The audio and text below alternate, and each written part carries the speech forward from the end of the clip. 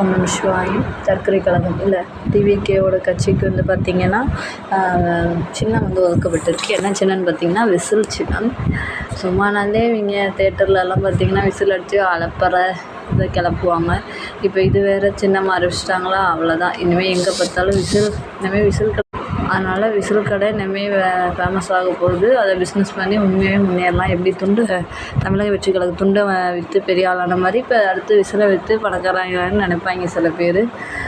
உண்மையாகவே கரெக்டான சின்னதாங்க. ஏன்னு பார்த்திங்கன்னா தேட்டர்லலாம் பார்த்திங்கன்னா அந்த தற்கொலைகள் அந்த தொண்டர்கள் ரசிகர்கள் பண்ணுற விஷயந்தான் அந்த விசில். அதை இப்போ அப்படியே சின்னமாக கொடுத்துட்டாங்க. செங்கோட்டையன் அவர்கள் ரொம்ப பில்டப் பண்ணாங்க. அந்த சின்னம் இந்த சின்னம் தமிழக திரும்பி பார்க்க போகிறோம் சின்னம்னு. இந்த விசில் சின்னத்துக்கு அவ்வளோ.